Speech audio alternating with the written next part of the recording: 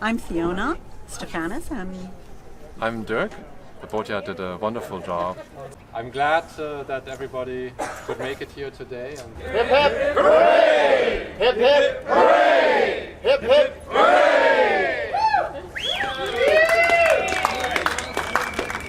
The schooner Quascilla was built and commissioned in 1924, a year before Southwestern Yacht Club began. In 1954, Stephanie Baker, when she was only 9 years old, became first mate after her mom, Martha, bought the schooner. Martha had grown up in a racing family back east and became an active member of Southwestern Yacht Club when women were still a rarity as members.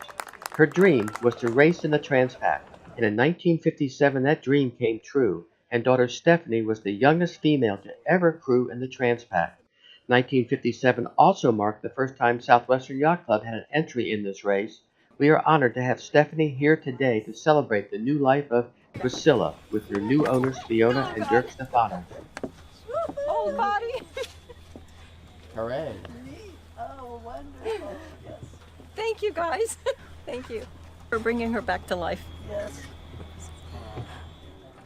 And see, you could get back in there. There was another bunk on this side. The dishes go there. We put dishes. See, the bunk went because you could get back in there. Hi, my name's Stephanie Baker Elliott.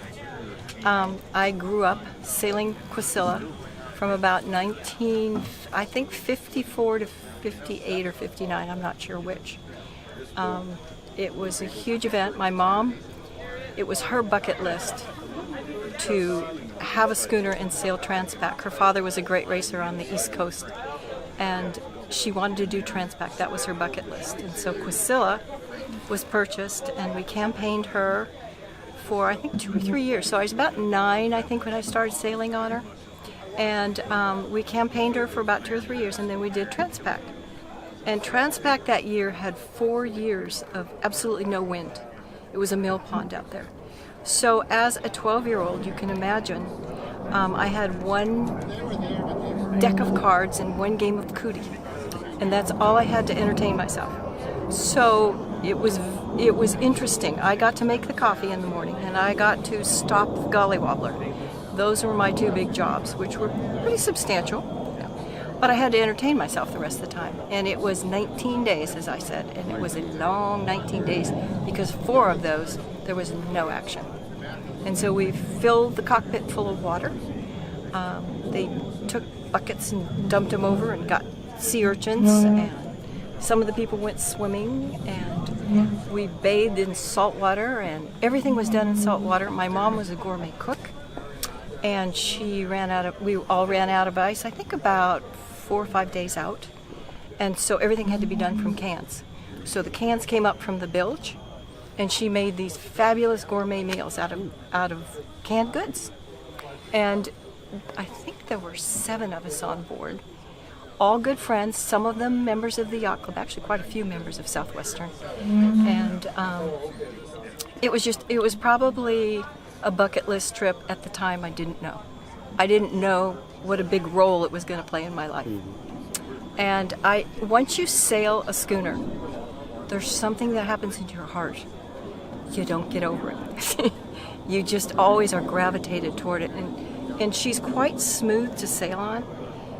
She's very beamy. There's a lot of room down below.